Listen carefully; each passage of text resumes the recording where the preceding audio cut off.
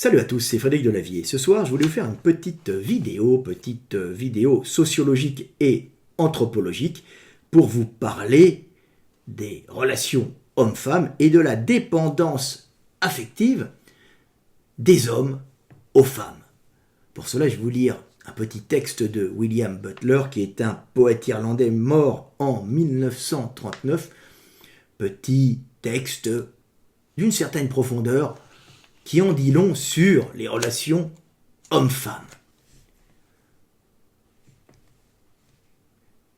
Le dernier mot d'une femme est plus dur que le poing d'un homme. L'un vous casse les dents, l'autre vous casse vos rêves.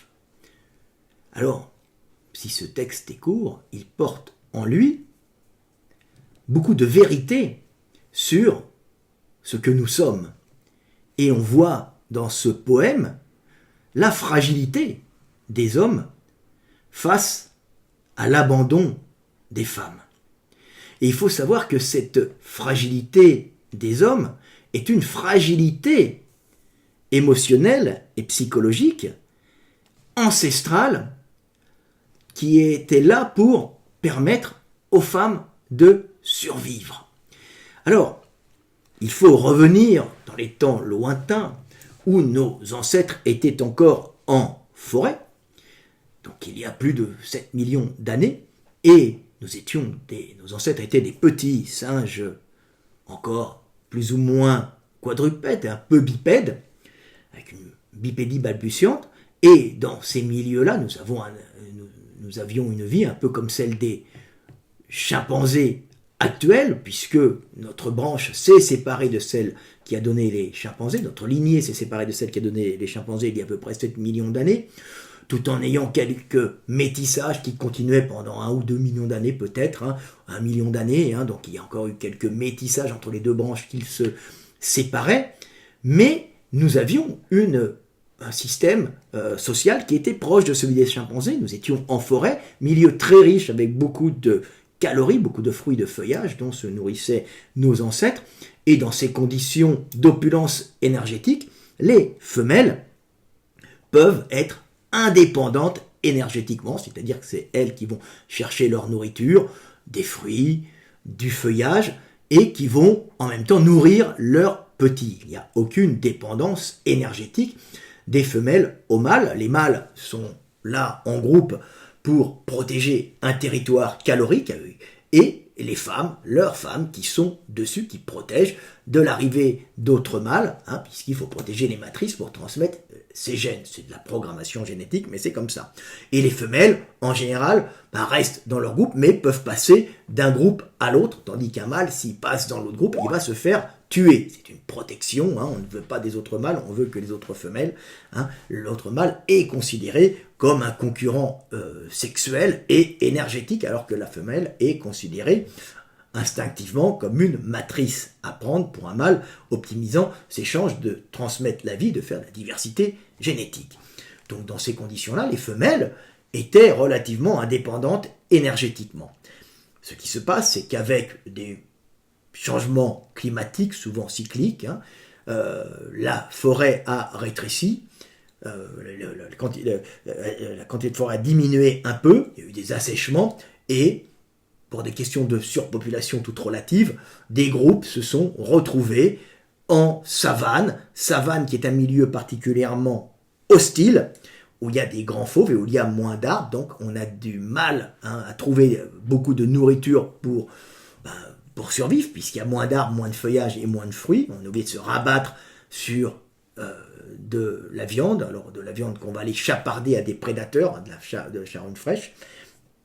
Et quand on va d'un bosquet à l'autre, on est particulièrement vulnérable à tous ces grands fauves qui sont habitués dans ces savanes arborées, c'est des grandes plaines herbeuses, avec quelques arbres, qui sont habitués à chasser des grands herbivores, des ruminants, et pour qui un petit singe bipède est une proie facile, relativement facile, en tout cas les femelles qui ne peuvent pas avoir de bâton dans les mains, qui portent leur bébé. Dans ces conditions-là, les femelles sont extrêmement vulnérables. Alors, il faut savoir que la première cause de mortalité dans ces savanes, pour ces petits singes piètres, ça devient le prédateur, le fauve, alors qu'en forêt, bon, il y a des arbres partout, il y a moins de prédateurs, et la première cause de mortalité pour par exemple pour les chimpanzés, mais pour nos ancêtres aussi, c'était la chute. Hein. Donc on se retrouve avec un changement brutal de biotope, de milieu, et les groupes, nos ancêtres sont obligés de s'adapter, et il y a des sélections génétiques qui se font sur le comportement, et sur le comportement des individus. Et il y a un changement radical dans le comportement de nos ancêtres, c'est-à-dire que les femmes, les femelles, ne vont plus elles-mêmes chercher la nourriture, elles continuent à en prendre un peu dans les arbres et autour des arbres, mais il y aura une pénurie alimentaire, il va en manquer un peu, puisqu'il n'y a pas beaucoup d'arbres et pas beaucoup de fruits. Tout ça va être compensé par de la viande, par des racines aussi, et par de la viande, mais elles ne peuvent pas s'éloigner beaucoup des arbres avec leurs petits dans les bras, surtout que leur morphologie les empêche de bien porter les petits, comme les femmes modernes, hein, qui ont la taille assez large, et le bassin assez large, et la taille rétrécie, pouvant porter les petits comme sur une selle, hein, sur leur hanche. Qui a été papa a vu la mère de ses enfants porter les petits comme ça. Si vous avez été maman, vous voyez comment vous portez les petits. Les hommes ont d'ailleurs beaucoup plus de mal à porter leurs petits. Et les australopithèques, nos ancêtres, avaient du mal à porter leurs petits. Vous pouvez les porter devant, et c'était encore plus gênant pour les femelles, hein, qui elles devenaient vulnérables. C'est difficile de courir avec un petit comme ça, surtout quand en plus on n'est pas super adapté à la course.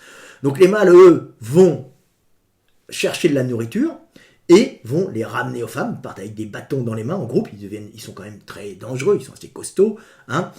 Ce sont des chimpanzés bipèdes, hein, donc assez musclés, et ils peuvent se défendre contre des prédateurs et faire fuir des prédateurs de taille moyenne. Ils ne sont pas embêtés par les petits.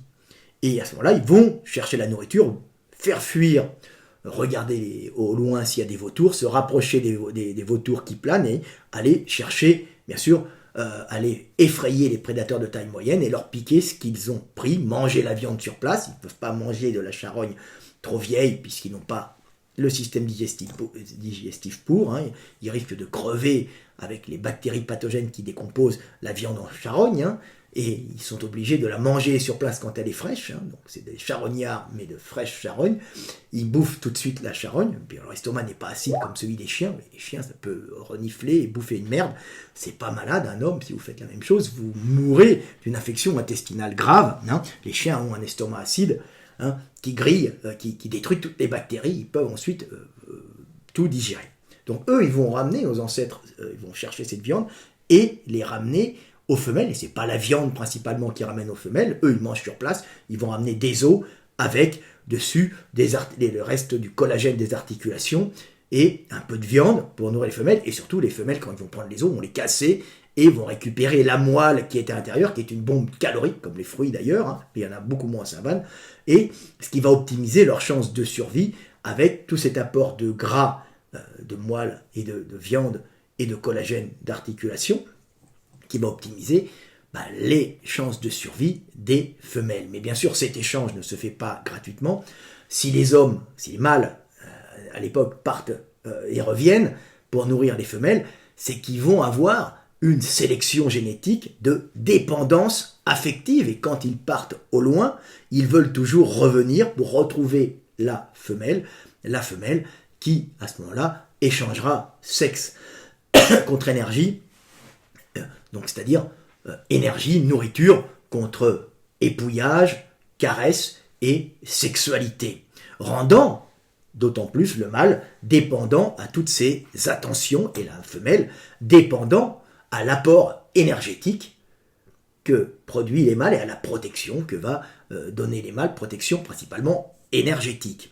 Alors là-dessus, il va y avoir en plus une modification dans la structure sociale et dans la façon d'organiser cette sexualité, et la sexualité devient une sexualité humaine et pas une sexualité de grands primates, c'est-à-dire que les grands primates, eux, par souci d'économie d'énergie, hein, vont avoir une sexualité uniquement une fois dans le mois, ou ça peut varier un peu, avec les femelles, c'est-à-dire quand les femelles vont être en période de fertilité, elles vont ovuler, il va y avoir ce qu'on appelle une période d'oestrus, c'est-à-dire les femelles vont avoir un certain comportement excitant les mâles, et vont avoir, par exemple, les callosités fessières qui se trouvent près des organes génitaux, qui vont rougir, attirant d'autant plus les mâles. Donc comportement des femelles et attitude des femelles et modification même de la structure, de la couleur de certaines zones des femelles, pour attirer les mâles et qu'il y ait un besoin pour les mâles de féconder les femelles à ce moment-là. Donc c'est à ce moment-là que naissent certaines petites partouzes ou par exemple chez les chimpanzés, vous avez les mâles, le mâle dominant a une femelle, un ou deux, mais les autres essayent par derrière d'aller baiser un coup. C'est pour ça que c'est pour optimiser la fécondation des matrices, la fécondation des œufs, des ovules des femelles. C'est pour ça que une espèce de compétition inter-chimpanzés. C'est pas les chimpanzés qui nourrissent les femelles, c'est les femelles qui nourrissent leurs petits en allant elles-mêmes chercher la nourriture dans la forêt. Mais par contre, à ce moment-là, il va y avoir une espèce de compétition interne dans les groupes de chimpanzés, le même groupe, et c'est à celui qui remplira le plus de la femelle de sperme. C'est pour ça que les chimpanzés, comparativement aux hommes, n'ont pas forcément une grosse bite, mais ont des énormes couilles et beaucoup de liquide séminal pour noyer le sperme du voisin, du concurrent, lors des relations sexuelles avec les femelles qui vont peut-être s'accoupler avec un mâle, mais qui vont peut-être aussi s'accoupler avec un copain et un autre pour optimiser les chances d'avoir des petits en se faisant remplir par un maximum de sperme. Donc ça fait des morphologies même sexuelles un peu différentes. Chez les hommes, il y a beaucoup plus c'est plus une sexualité basée de monogamie sur le couple, avec un homme qui va en groupe chercher, c'est chez nos ancêtres, ça commence comme ça, de la nourriture, la ramener à sa femme, et il va y avoir la formation du couple et la formation de l'amour dans le couple, de l'union du couple, c'est-à-dire dépendance affective du mâle pour nourrir la femelle et dépendance calorique de la femelle pour pouvoir manger, nourrir ses petits et optimiser les chances de survie. C'est à ce moment-là qu'il y a une sexualité permanente, pas une fois dans le mois. Les femelles perdent leur période d'oestrus. Il y a disparition des périodes d'oestrus chez les femelles préhumaines. Donc sexualité permanente, on baise en permanence, pas pour être fécondé, mais pour être nourri en permanence. Et il y a une dépendance masculine, dépendance de nos ancêtres qui naît à ce moment-là à celui qui partira chercher la nourriture et la rapportera le plus souvent aux femmes en échange de sexe. Sexualité humaine permanente qui fait que maintenant les hommes ont toujours envie de faire l'amour et sont toujours affectivement attachés aux femmes, et les femmes sont souvent dépendantes des hommes, et toutes ces traditions de nourrissage restent encore dans nos traditions. C'est l'homme qui invite la femme au restaurant, c'est l'homme qui paye l'addition. C'est un peu la même chose quand nos ancêtres revenaient de savane avec un morceau, avec un os, avec un peu de barbac dessus, et avec sa moelle à l'intérieur pour c'est les os longs en général, pour nourrir les femelles. C'est à peu près la même chose qui se maintient. Donc cette dépendance des hommes. Alors cette dépendance des hommes, elle va générer actuellement énormément de drames, puisque nous sommes très fragiles affectivement. Nous avons besoin du regard des femmes, de l'attention des femmes et de l'amour des femmes et de la sexualité des femmes. Et toute la vie d'un homme passe en pensant aux femmes, en ne cessant d'être un peu omnubilé, obsédé par les femmes. On voit combien de crimes passionnels, combien de viols, combien d'obsessions les hommes ont envers les femmes, qui est en vérité ce besoin de faire l'amour en permanence pour, en vérité, nourrir les femmes, avoir cet échange sexe contre énergie. Alors il faut savoir que si les hommes ne sont pas fidèles, pas plus fidèles que les femmes, ils sont beaucoup plus dépendants affectivement que les femmes.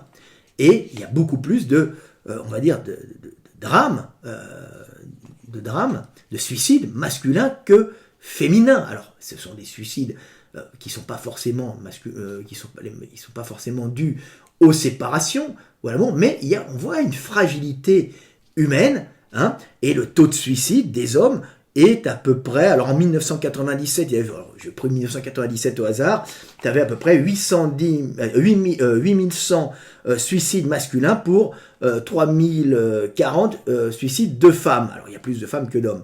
Donc ça fait soit 3,8% des décès masculins, et chez les femmes 1,2% des décès féminins.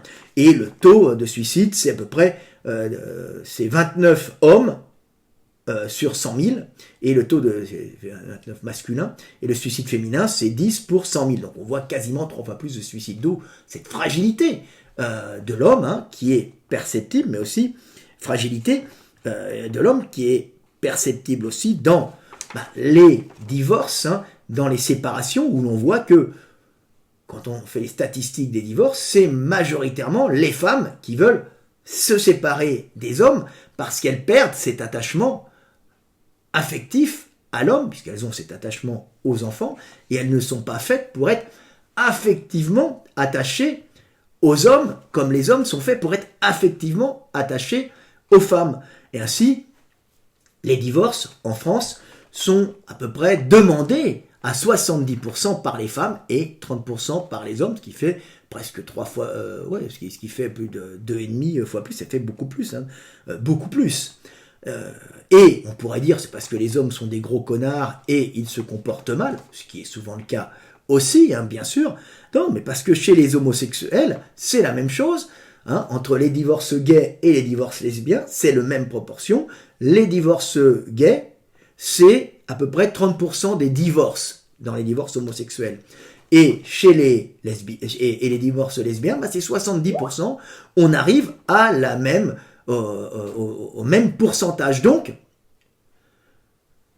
il y a un non-attachement des femmes dans leur couple. La femme, elle est attachée à ses enfants, puisqu'elle est prête à mourir pour ses enfants, et elle a moins d'attachement émotionnel et affectif à son compagnon ou à sa compagne, même si, au temps jadis, elle restait, pour des raisons de sécurité, souvent avec leurs hommes avec qui elles s'emmerdaient profondément ou qui pouvaient se comporter comme des goujats. Mais malheureusement, cette fragilité affective de l'homme, liée à son taux de testo élevé pour aller chercher la nourriture à l'extérieur et défendre son territoire, peut générer bien sûr des drames, puisqu'elle va générer un taux de suicide plus élevé chez les hommes par ce passage à l'acte, mais un taux de violence dans le couple extrêmement élevé du côté masculin sur les femmes, avec bien sûr ces célèbres féminicides où on se retrouve quand même avec une certaine quantité de féminicides. Alors, à titre d'exemple,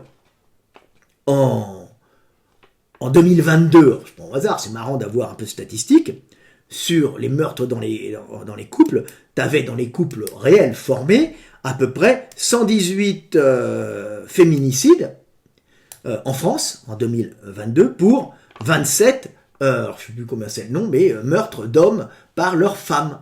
Donc on voit quand même qu'il y a beaucoup plus d'hommes qui passent à la violence parce qu'ils sont dépendants affectivement. Et en général, les motifs de féminicide, c'est majoritairement la jalousie et la séparation. Donc on voit cette fragilité masculine. Alors bien sûr, on peut rajouter encore plus, puisque le nombre de mecs qui tuent leur ex par jalousie, on peut rajouter encore en 2022 9. Donc on passe quasiment à 2028, à 128 meurtres de femmes par des hommes pour des raisons, en fin de compte, de séparation, pour juste 27 pour les femmes. Il y a des femmes aussi qui frappent et qui tuent, ça existe aussi. Donc c'est intéressant. Alors, d'autres petits chiffres, en 2023, c'est pas 2028, il y avait un peu moins il y a eu un peu moins de morts qu'en 2022, sûrement à cause justement de la prise de conscience. On retrouve quand même 103 féminicides en France. Alors il faut savoir que si c'est 103 en France, on est quand même à 50 000 féminicides dans le monde. Donc c'est quand même une tendance globale. Et quand on dit féminicide, dans le couple, c'est le féminicide, c'est le meurtre d'une femme par son conjoint. On ne parle pas, bien sûr, des femmes battues qui sont extrêmement nombreuses et dont la cause, le plus souvent, c'est la jalousie ou la séparation, puisque l'homme a cette dépendance affective. Et c'est pour ça qu'il faut attirer l'attention là-dessus des garçons et des filles en disant faites très attention, vous, les femmes, vous avez en face de vous des bombes, littéralement de violence que sont les hommes, puisqu'ils sont programmés pour être attachés à vous, vous les femmes, et balancer un homme comme on peut balancer une vieille chaussette ou un Kleenex usagé, même si le monsieur, même si le jeune le mérite parce que c'est un immonde connard, ce qui peut arriver, ça peut être extrêmement dangereux par la nature propre de l'homme, qui est une nature fragile, affectivement, avec cette dépendance. L'homme est drogué à la femme, et quand elle part, il peut se suicider comme il peut tuer la femme. La violence, il peut la lancer contre la femme, la blesser. On a vu Bertrand Cantat tuer sa compagne, je ne me souviens plus comment elle s'appelait, dans une espèce de crise entre le couple. C'est normal, c'est un homme, c'est normal, ce n'est pas acceptable, mais il faut apprendre aux hommes et aux femmes à se connaître.